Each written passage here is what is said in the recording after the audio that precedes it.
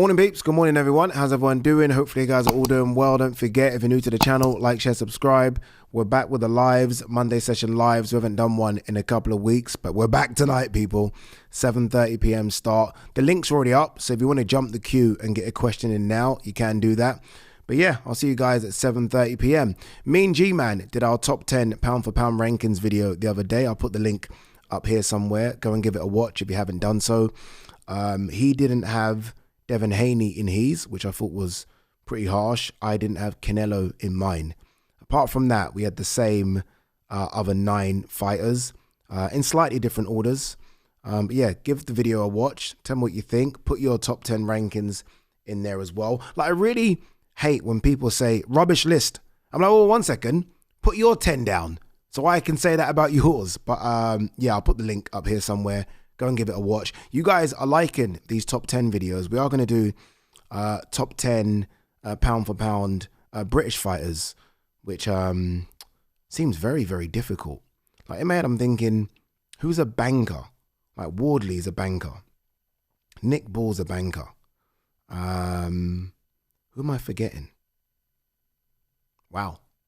I mean, not many bankers, right? But yeah, we'll do that video when G-Man gets back into the country, maybe Wednesday or Thursday. On this day, 7 years ago, there's a few on this day I want to talk about, but on this day, 7 years ago, so the 1st of December, 2018, Tyson Fury fought Deontay Wilder for the first time.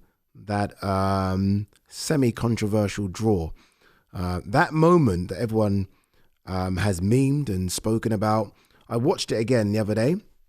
The moment, obviously, when Tyson Fury gets up in the 12th round, like the Undertaker. Incredible.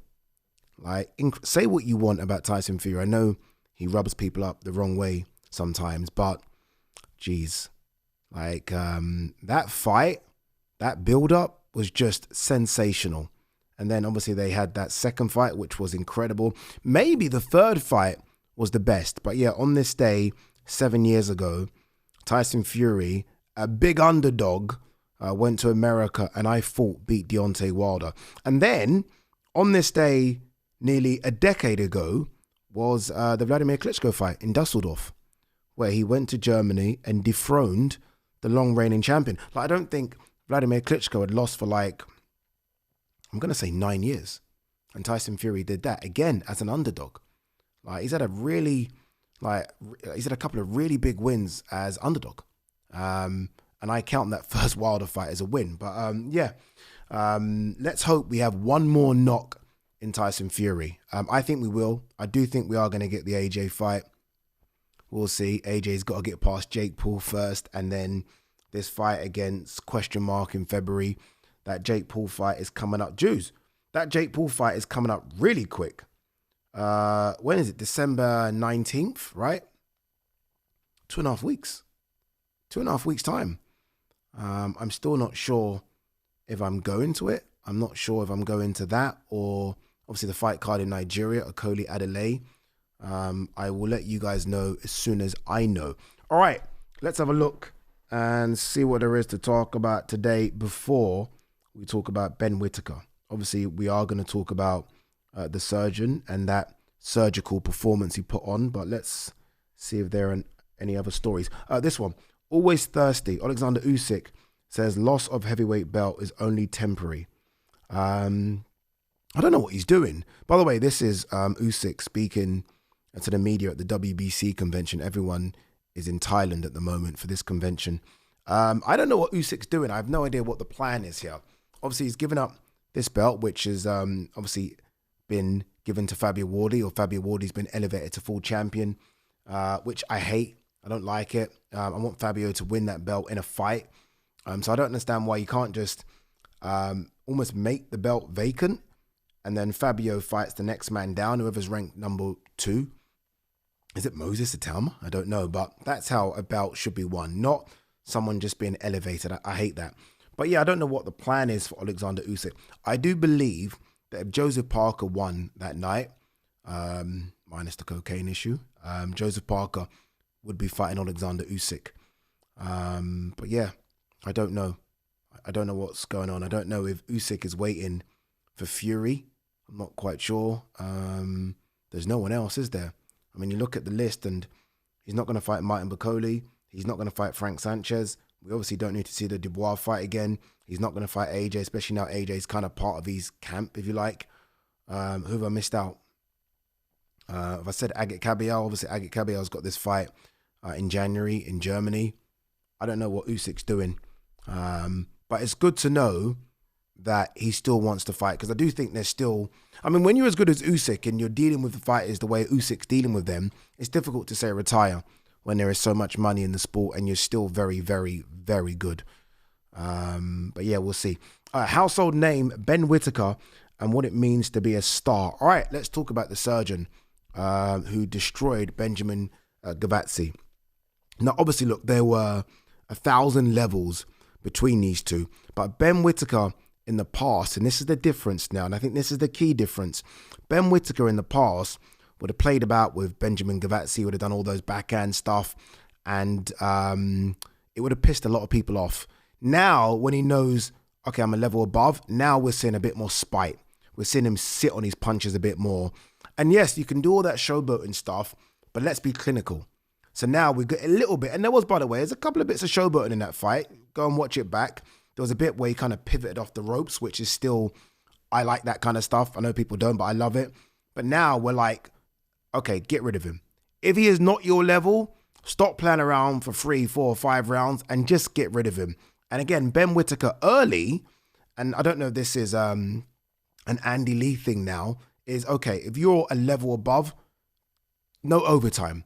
Just show you're a level above. And that's what he did with Benjamin Gavazi. So look, let's get rid of that straight away. I'm for now, what next?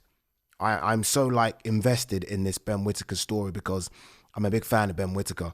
I think he's a supreme talent. I really do. But ultimately, we're only going to know that in his next 3 or 4 fights. In fact, we're going to know how much his team believe and feel he's ready in his next fight. I think Dave Allen said it on stage. How refreshing, by the way, is Dave Allen. I mean, he's fantastic. Dave Allen said it on stage. Like, we're going to know if they think he's really ready by who he fights next.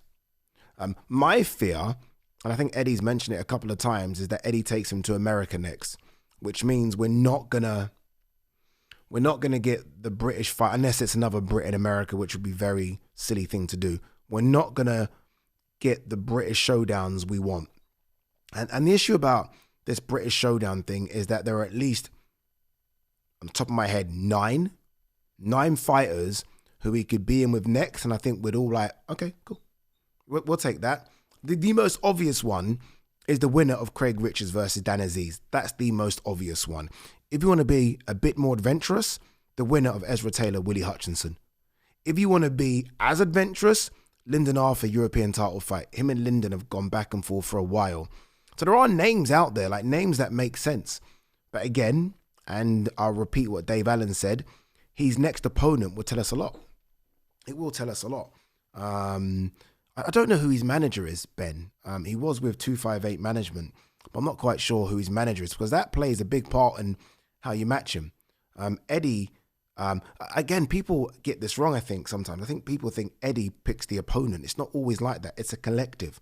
It will be Andy Lee. It will be Ben Whittaker. It will be Eddie. The broadcaster sometimes gets involved as well, because ultimately the broadcaster pays for a lot of these fights. And it will be his manager. So it isn't just Eddie all the time. There's quite a few people around the table who will decide what Ben wants to do. But again, my preference is the winner of Aziz Richards. That will be number 1. Number 2 would be the winner of the winner of Willie Hutchinson, Ezra Taylor. Risky fight, but it is what it is. You're an Olympic silver medalist. You're 28. And my number 3 would be Lyndon Arthur European title fight. I think that's stylistically, I can see a route where Ben can beat Lyndon Arthur, but Lyndon's a really good boxer. He's physically as big as Ben. Feet aren't as fast, and maybe he's taken enough punishment to the point where you feel like Ben could just be getting him at a perfect time. But I thought he looked fantastic in his last fight, Lyndon. So they're all good fights. They're all 50-50 fights as far as I'm concerned. But if Ben is going to be what Andy Lee thinks he's going to be, and Andy Lee says like he will be world champion, I think now is the time that you fight those fellow Brits. And then there is another level of Brits, right, above those guys, where if you beat one of those I just mentioned, maybe you knock on the door to Gavazi, maybe you knock on the door to Anthony Yard. I don't think you knock on the door to Callum Smith, but there's roots there. There's roots there. I think he's a superstar. I loved the fact he came out of Dizzy Rascal. I like the fact he puts pressure on himself. But let's see what he can do in terms of bums on seats. Let's see what he can do in terms of numbers for DAZN. But so far, so good. You can't get a better way to announce your Matchroom debut, especially when you've done all the show me the money stuff and everyone's like, okay, let's see what you can do. Again, look, I'm not going to pretend your fucking opponent was Muhammad Ali, but if you are going to be put up or put in against that kind of level of opponent, you've got to destroy them. There is no two. It's almost similar to AJ Jake Paul, by the way, where in my head, AJ's kind of got to do that. And it's like, okay, fair. That's what I like what Ben did. Ben destroyed him. No injuries. He should be out again very, very soon. That's what I think. All right. What else is there? Ben Whittaker again. There's no one like me at light heavyweight. Yeah, I get what he means from a style standpoint. And you know, one thing we are seeing, which is very key, I think, because I always questioned it, is the pop. And again, look, I don't know how people perceive the level of Liam Cameron. I know how people perceive the level of Benjamin Gavazi, and it's going to be a tougher task. But if that boy sits on these shots, he's one of the biggest light heavyweights out there, Ben. I've always said he must struggle to make 175. And you know, because in every press conference, and I've watched nearly all, he always talks about eating and food. Like, after I've done this, I need to eat. He definitely has to cut a lot of weight. So he's a big guy. He must balloon up to maybe nearly 200 pounds in the ring. So that boy sits on his shots, and we know he can box. I think that's one thing we can all agree with. There's a lot there, people. Love him or hate him, there's a lot there. All right, what else? Looks like we are going to get the announcement very, very soon. I think there's a press conference soon as well for Shakur Stevenson versus Teofimo Lopez, obviously at 140 pounds. Wow. That's a big American fight. That's a big, big American fight. That would do numbers. That sells out. Look, if that can't sell out Madison Square Garden, then I think we have a bit of an issue, because both of these guys have like incredible followings. Both of these guys have achieved so much in the sport. Both of these guys talk well. There's a lot of trash talk. If that can't do Madison Square Garden, then I don't know. Honestly, I don't know. Jimmy TKV edges Fraser Clark and brings boxing drama back to the BBC. I want to do a separate video on that, because I am going to give Jimmy his credit and plaudits because he deserves all of it. But my thing, as soon as that fight ended, I was like, oh my God, what next for Fraser Clark? So I do want to do a separate video on that, and I will talk about Jimmy TKV. Cameron Vong and Gavin Gwynn drew in their rematch. I'm not sure what... I don't like... Cameron Vong's an interesting one. Like, I kind of know what Gavin Gwynn's about. I've watched Gavin Gwynn for a while. I know exactly what he's about. I know exactly what he brings to the table. Pressure. And if you don't have the punch like Mark Chamberlain did to get rid of that boy, you know it's going to be a long night. Cameron Vong, he's good, isn't he? He is a good fighter. Let's not start to discredit him too much, right? He's been in there with some really good pros, especially considering his age and his inexperience so far as a pro. But I don't see the magic. I don't see it yet. And that might come. My concern is he's been through a couple of tough fights already. So let's not burn him out. I don't know. Like, Sam Jones will probably phone me up and say, Ade, I'm telling you, this guy can go all the way. I haven't seen it yet. I want to see it because I like him a lot. Haven't seen it yet, but we'll see. Again, he is still young. He's learning, hopefully. You know this thing where they say you learn a lot from those 10 rounds. You hear the commentators all the time. And I'm like, yeah, both ways. We learn a lot about the fighter as well. And we then have more questions than answers, I guess. But we learn a lot from both. Look, but we'll see. We'll see what they do with him next. I think I saw something about, did I see a Reese Bellotti like being mentioned for Cameron Vaughn? I think I might have seen that. I don't know. I think Reese is a bit too small. I know he's moved up to, I think Reese has moved up to lightweight, right? His last fight against Padley was lightweight, but I'm not sure. Cameron Vong's a very big lightweight. But yeah, maybe that's the type of match he needs, maybe, to put on a performance. Because Reese's pressure is nothing like Gavin Gwyn's pressure. And Reese, obviously, size-wise, is nothing like Gavin Gwyn. Like, if Reese Bellotti and Gavin Gwyn stood next to each other, you'd think there's about 2 or 3 weight classes apart, like difference. So we'll see how it plays out. All right, guys, girls, I think that's it. Other little bits and bobs. Again, we are going to do a separate video on Fraser Clark. But yeah, for now, see you at 7:30.